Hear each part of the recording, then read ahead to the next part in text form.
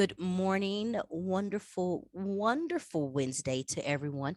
Yes, I know it's not Wednesday, but I definitely wanted to come and have a discussion, a talk um, about some things that's been on my mind. So, this is a recording podcast by your girl, J Essence Journey. And I kind of told you if you've been listening to this, I'm stumbling into my niche for the podcast because I do believe that 2022, what you gonna do in the tutu, um, is kind of shifting my passion, my want, my needs, my purpose to a different type of conversation.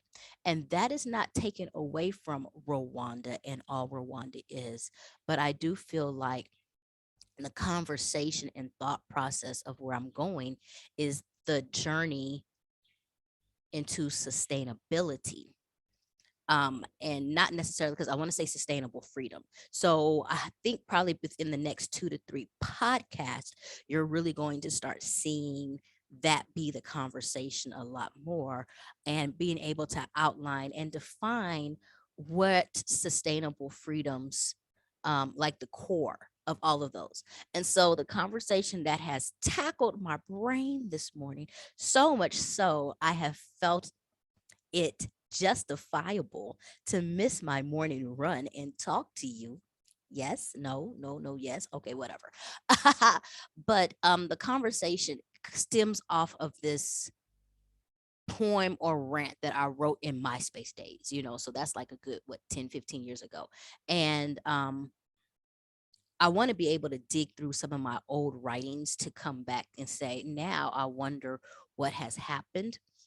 And that visualization for those people who write or journal, do you ever go back and check what was said and asked to see where you are now? Because that really might be the catalyst of progress. But what I was saying at the time is that I do believe that your God or your higher self, or your universe will open you up to the desires of your heart. However, of course, you knew there was a however, like there had to be a but. But the truth is that you're sometimes not prepared for them. And so while I think we look at God and we look at destiny, we look at as like, and I don't know if that's the right word, like a manifesto or something that is definitely going to happen. I don't think that we recognize or talk as much about the work that must be done to prepare for that. So let me give you a quick synopsis of what I see a lot. And I saw this a lot in my corporate world, or in my yeah, in corporate world, when I was working, when there was a profession, when it wasn't about me feeding myself. I was working for the man with the plan, and the plan had the man, and the man had a plan. Um, and so, what I would see a lot is that people would be promoted into positions. In fact, when you go to preachers, they'll be like, "You're going to get that job you wasn't even qualified for." Amen and amen. And people be like, "Yes, God, hallelujah, hallelujah." And they jump in and all that other stuff. And I seen that. I'm not gonna lie. I witnessed that miracle. What we don't talk about is how to keep a miracle sustainable. How do you make that happen? And the process of that is that I've seen people, I worked for people who had no business having that job, not a near business having that job. Like literally somebody found you, plucked you, and put you in position. And that is the promise of God. That is the promise. The problem is, told y'all that me in this alliteration. The problem is that there's two things that happen. One, you really didn't do the prep work to know what that position takes. And once you got into that position, you thought you did that. You didn't humble yourself to go and prepare and still learn and become wise. Or two, you just didn't humble yourself and you thought, so maybe it's the same one, that and your ego took over and you didn't do the work that it took to keep that position. And that's a really, really big deal, because you can be blessed. You can be blessed and be someplace where you wasn't supposed to be. You can have your desires absolutely answered. You have to keep them. You have to do right by them. You have to nurture them. You have to feed them. So in the position that I'm talking about is that sometimes you might not have had the education to get there, or you might not have had the degree set or whatever. It doesn't mean you got to run back to college, which is not a bad thing, but you do need to be around people and listen and get mentorship about how to make sure that you can do right in that position. So let's rewind it, back it up, and stop, drop it like it's hot, and go back to the beginning. So now that I kind of talk about this whole thing, I want to talk about it thoroughly, because this can be confusing, but I really, really want to talk to people in a very heartfelt and direct way, which is why I'm not looking at the camera, because it's talking to me. Um, I truly believe, if you believe in our Most High, that your desires are definitely heard. Your desires, and let me get this correct. This is not your desires of, I want a Lambo, or I want to look at this. I do believe that in our humblest states, so when we were children, that we had a set of prayers or desires that we had when we were innocent. And those are the desires that God tucked away and wrote in his heart. And those are the desires of your feeling or your being or your wanting. When you knew the true essence of freedom, you didn't know about bills. You didn't know about expectations. You didn't know, don't do that, pop that. And before you were popped into your reality, um that was the moment where you got to sit outside on the grass. I'm country, look up at the sky, talk to your friends, make pictures in the clouds, and just figure out what you thought happiness was. I recognized that a lot of the things that I stated when I was a child has come to pass in opportunities when I was an adult, when I was quiet enough and humble enough to hear it. I wanted to be a writer and an author. I'm a writer and an author. I wanted to be in Africa. I am in Africa twice. I wanted to teach. I am a teacher. I wanted to like those things happen if you think about the basics, even the lifestyle that I live now. Um, those were all dreams. However, I would not have been able to attain a lot of these dreams if I did not do the preparation work. So, what happens is that there are opportunities that present themselves to you that you don't see them leading you to your destination.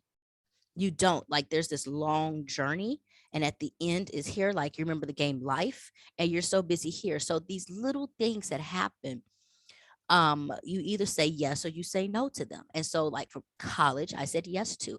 And people are like, well, college is not really what. Yes, it is. College is 100% always worth that. Whatever, you will figure out the student loan portion. Like, what America has done with student loans is what America has done. That does not take precedence or away from what college is. You have to separate the corporate entity from the actual picture. And the key thing about college is, number one, you're humbled down to learn.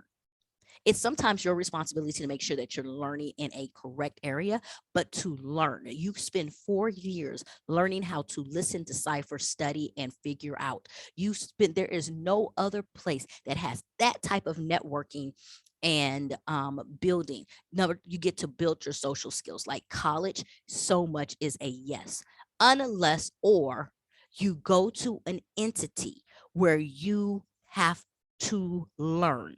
And so I say that whether it's Army, whether it's J. Cole, whether it's something, there is a difference between a person who's hitting a high school, age or whatever, and then they're just going on, and their understanding is their only understanding. Now, go ahead and get mad at me. There are a lot of self-taught millionaires, but I will push back and say, what was the change in your life? And they're going to point back to a mentor or a person or a mogul or something, and they changed their thought process and began moving into a different way or different circle. That is what I mean by college or school. So you can go to a physical entity that is designed to turn around and do it, or you can go through a non-physical entity. But in order for you to matriculate to a higher level, to be different than what you are naturally or normally, there is a system of higher learning. And I will just sit there and say it like that. It's higher learning that you must go through. And in that system, you are a student and you must learn those different things. So whether it's that, for me, it was moving into like this math era in my life, which I totally hated at one point, and now I absolutely love. There are these moments of pockets that you learn things. Those are conversations you have with people that might come back and reflect 20 years later. Those are little opportunities that constantly come in, and they allow you the chance for you to do the grunt work, to learn, to get dirty, because it prepares you for a destiny later. And I'm going to tell you the lesson that I missed. I'm telling you the lesson I missed, which is why I am so big right now on this journey towards sustainability. Sustainability is the idea of what can stay no matter what direction you're going. It's sustainable, it stays. It doesn't matter if I'm looking north, east, west, or south. The life or that compass right there is comfortable. That's what sustainability is. It means that if something happens to me right now, I am sick, I God forgive it, there's an accident, the lifestyle that is created stays the same. It's not dependent on any factor. And I'll be honest, and this is why this is the journey towards, I'm not there. If I am not busting my tail, building my brain, running around, we are 30 days from we raggedy, 30 days away from raggediness. I'm going to write that one down. 30 days away from raggediness.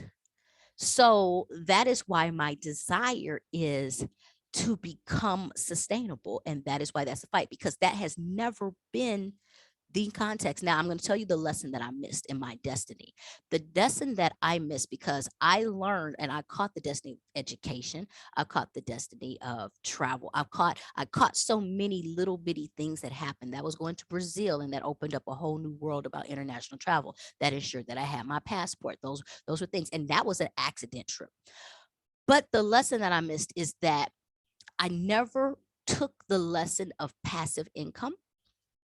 My homegirl came to me in Chicago and was like, yo, we can buy parking spaces. And I'm like, why would I buy a parking space? I have a house. And she's like, no, no, no. Like, there's these buildings and people in high rises, they need parking spaces. So they have all these parking spaces for sale. Um, and it was what, 2000, maybe 3000. And she's like, you can purchase a parking space and then you can rent it out. And I honestly got caught in justifying the bills of today versus the promise of tomorrow. And that's what happens when we talk about passive income or anything. We get justifying, I need to take care of this right now. And I cannot focus on the promise of tomorrow. And there needs to be a shift in there where, for me, and that's what I realized, is that I should have been focusing on the promise of tomorrow and still taking care of bills. But you can always struggle. You can figure that out. What that stopped me from doing is creating a mindset that takes care and believes and invests in passive income, which builds into a sustainability um lifestyle. And I often wonder, if I had taken a different route, what would that look like for me? Because knowing me, there's two ways that it could have gone. I could have just taken it for granted, or I could have been hungry and started learning more and having different conversations. Two No, not to this day. This is a conversation I think I had in 2004. My friend bought one for 10 years that generated her $500 a month.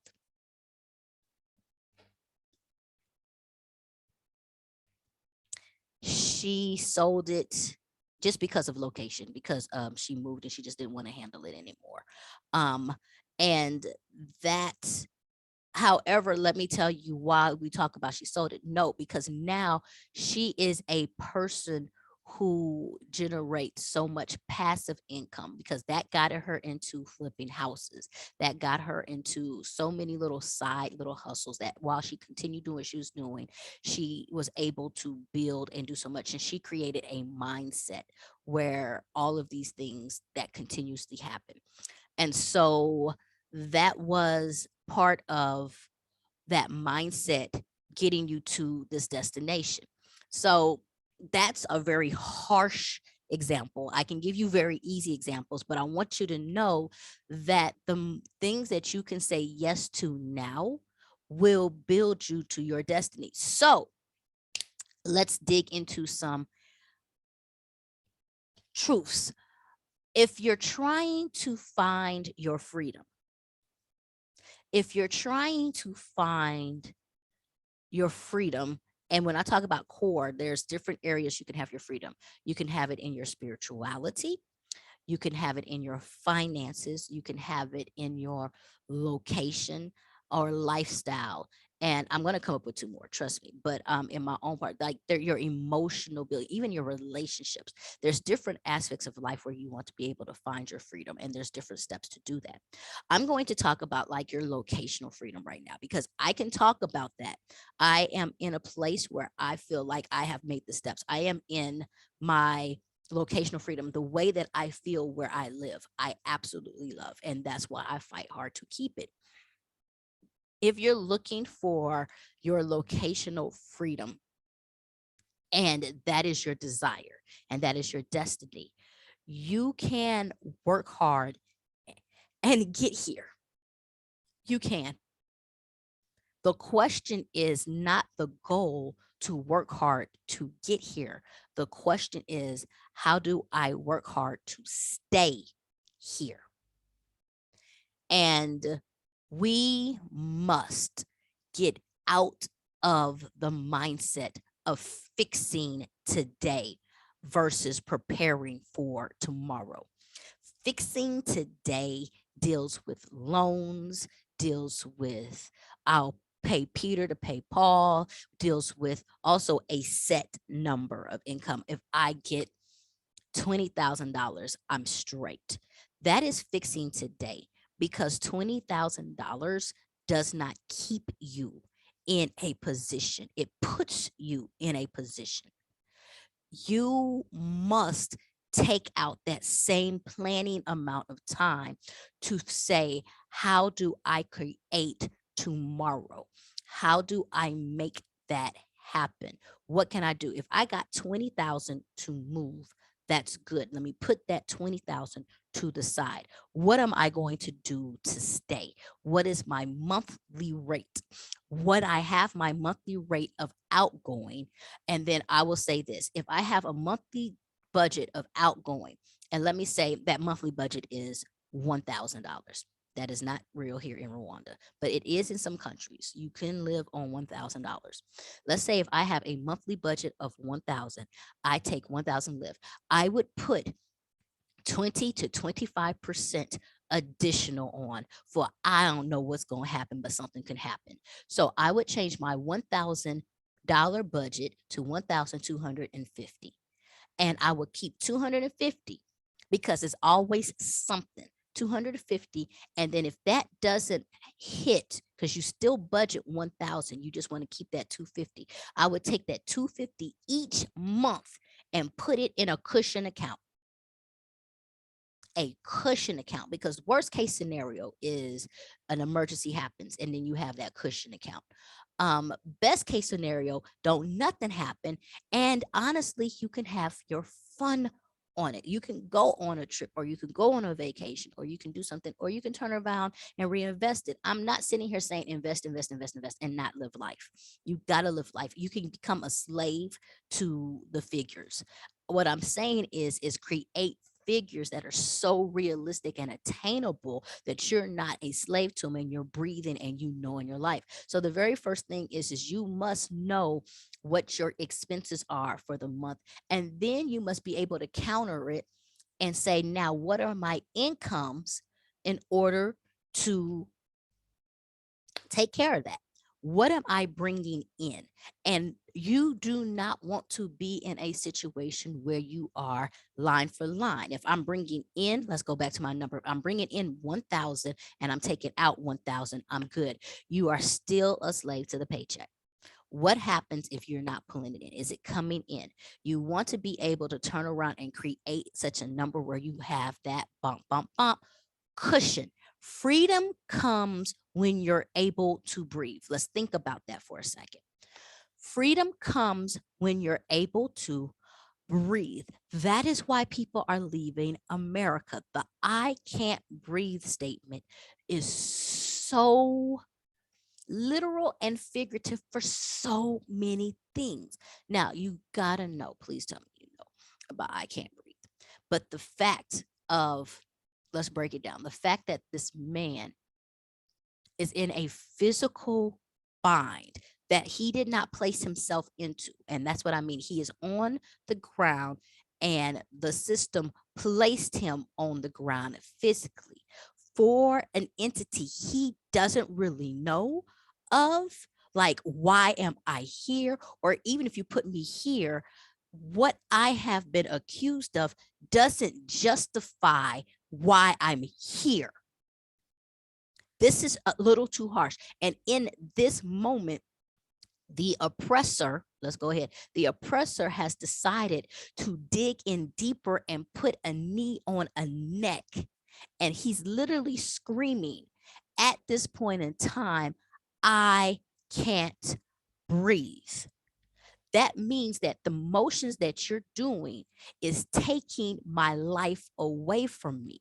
And I am now grappling and trying to find out how simply to survive, simply to breathe. And the oppressor has chosen to ignore the cries. That is the catalyst in the moment that we talk about when we talk about I can't breathe. I don't want us to gloss over it and just say he was screaming, I can't breathe. No, let's understand he was begging for a break, begging for a break. And you act like, I don't know about it. Let's act like some of us never had, the switch. And one of the things, like, I don't know what kind of child were, you could take it all at one time, but that break, sometimes you'd be like, tat, tat, tat, okay, I just need a moment. I know I'm about to get back into some pain, but just give me a moment so I can gather the strength to keep going. So he was just basically begging for a break, and it did not come. So if we take that entire moment and we look now at some of at the life that has been prevented, Lord Jesus, presented for many of us in America, it actually replicates that same I can't breathe. It replicates the fact that I'm at work and I can't be comfortable. I have to constantly smile and make you feel good about yourself in order for me to progress or move on or just have a regular day. It is the fact that everywhere I go, somebody is watching me with assuming intentions, and that becomes, am I this monster that looks at it? Like, if you always come in, and you can do this with a child, if every time you see a child you grimace like, ooh, don't say nothing, but just what mannerisms do you think the child is going to pick up, or what feeling? If you constantly did that, if I did it to you, you would be like, oh my God, what's wrong? And that what's wrong automatically comes in intrinsic to you to say, okay, there's something not right about me. There's something about me that is causing a repelling. You grow up thinking that. You grow up living and thinking and believing that there's something about you that causes strife on other people. That is the system that we're walking in, being Black Americans every day. We are walking in a system that people are automatically repelled to you, or they want to replicate you but not love you. So we're constantly in a system where we don't have a true being or belonging. And we have lived in that. So that's why we talk about freedom. When we come free from America, you don't realize until you walk out of there, like, I can walk and move in different ways. I literally thought I was labeled into this system, the stereotype. I thought I was this person until I walked out into somebody else. Prime example. If you're married, shout it out. Whoop, whoop, whoop, whoop. Now you know you dated somebody possibly in your past that had you hesitant about your position. You might never said it, but even the simple fact of having to go through somebody's phone, even the simple fact of you looking over like who's that calling, means that there is a hesitation about your position, that something doesn't feel comfortable and something doesn't feel right. And even though you're in love, you're happy, these things, there's just something gnawing at you that this is not 100% a comfortable space for me to be in. That's literally the same thing that I'm talking about, is that when you're walking around and you're living that life where this is not 100% the comfortable thing. Now, do I take it? Do I think that this is what I deserve? This is what I do. Or I don't want to put it in the deserve, because people be like, no, you know what you deserve. Okay, let's go ahead and put it into terms that you really understand. Is this what I can tolerate and live with? If can I take this in order to get the bigger picture? Oh, let's dig in deep. Boo, boo.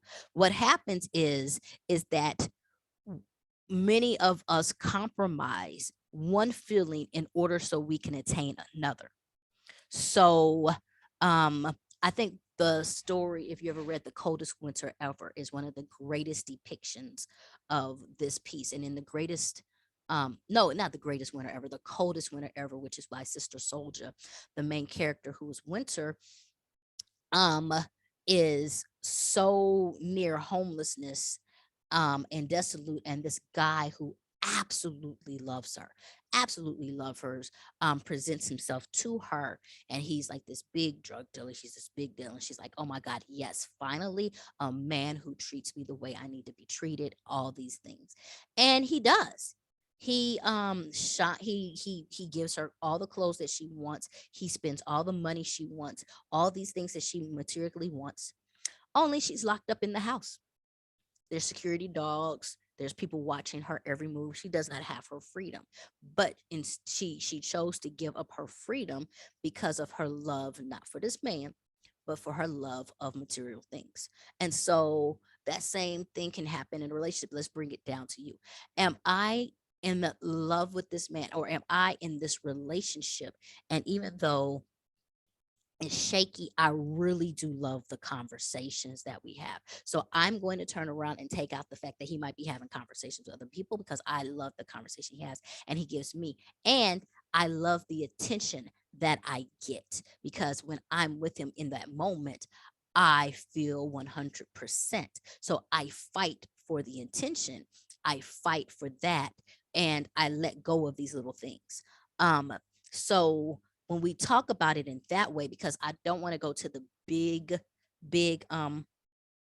example, because we always be like, yeah, girl, or he's beating you, you don't take that. No, let's go to the little ones. Let's talk to the little bitty things. Let's talk about the fact that they might be saying snide comments and whatever, and those snide comments really hit daggers in you, but you're secure because they come home and they bring home the bacon and everything else like that, and all those other things. So you're willing to live with feeling a little bit less than, because of what you're getting on the back end.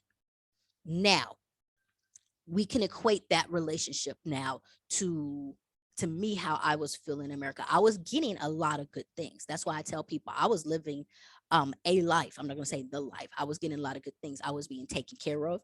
I was doing all these other things. However, there was this gnawing feeling of not being good enough. And it's not that I wasn't being good enough for America. It was just like I wasn't being seen, and I knew I was more. I knew there had to be something. And for me, I chose to at least go on the journey to try to see if I was wrong. Because, baby, I've been wrong. If I was wrong, I could always come back to Scruffalovica straws. I could always come back to Scruffalovica straws. I kept things in place where I could come back if I had to. I didn't burn all my bridges, baby. I just knew there were other bridges to walk and take. And the further I walked away, the more I recognized Scruffalufficus stank, scroungy, skis, all these other things. But I couldn't see that in the midst. So if we go back to the relationship, is that you're so busy making the relationship work and everything else like that. And that's one reason why that whole, and I hate it. That's one reason why when somebody else comes into your life, the work husband or something like that, when somebody shows you a different way, sometimes you go back and you look and be like, is this really what I want? And sometimes you have to see that. But the other piece that I really rather people do is find it in themselves. If you find your peace and happiness inside yourself, like it's the whole Tina Turner thing. She didn't find another man to leave Ike. She found herself.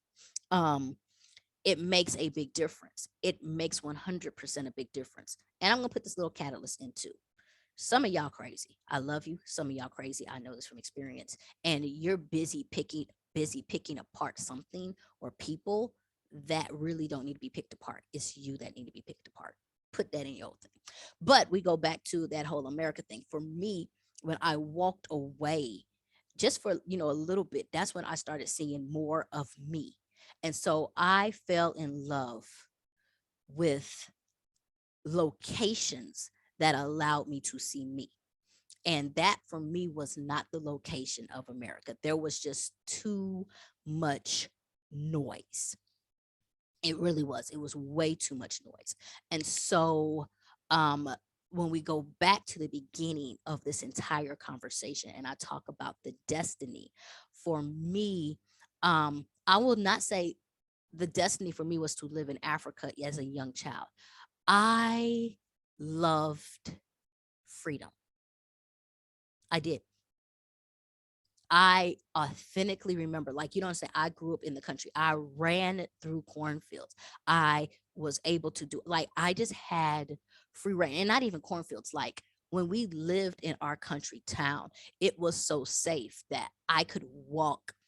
I would walk like an hour to go to a friend's house and all that other stuff. Call my mom, just tell her I was there. Like, we did not have to worry about stranger danger on the street as much. We were just a close knit neighborhood, and so I grew up just being able to make moves. I was a trailblazer in what I wanted to do. There was nobody really there to tell me no. So I fell in love with at a young age, and my destiny was the freedom to be able to move. Now, when we talk about me being older, Africa has presented that freedom for me to be able to move. And that's what I mean with my destiny. Like, wow, the desires of my heart 100% came true. And I have actually done the work to get there. I did the teaching, all that other stuff. And I did the mental work to be able to move and be able to say, this is not it. Because I'm going to go into one more catalyst that happened. As a child, I am a child of divorce. I am also a child of a mama who believes in making her do things. And so I remember at a very young age being put into a camp and having to stay in that camp overnight. And I think it was like for 2 weeks.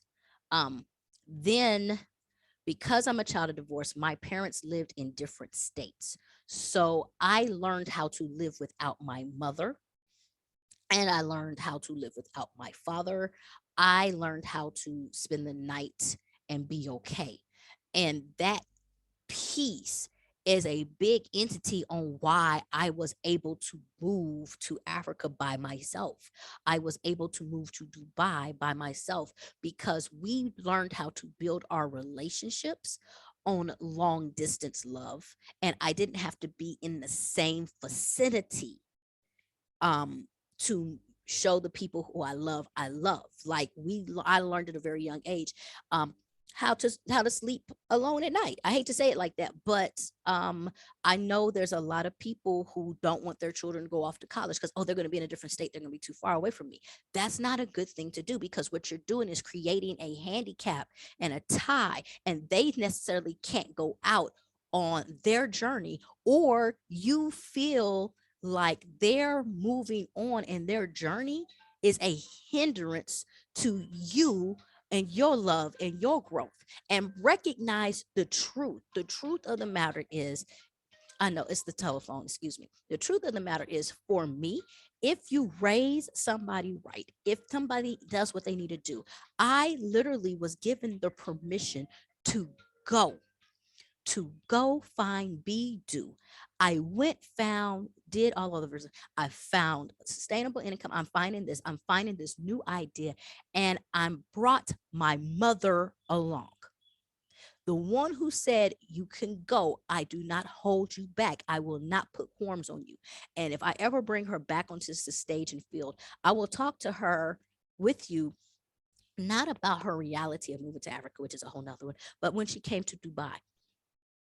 Because the one thing that she was able to kind of say is, I did not know that this type of life was truly available. She only knew what was presented to us in America.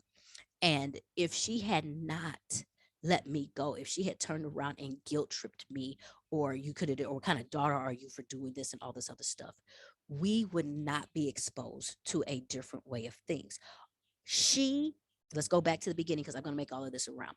When we talk about that destiny and how God will take you to that destiny or that desire, she didn't know how to dream like I dreamed.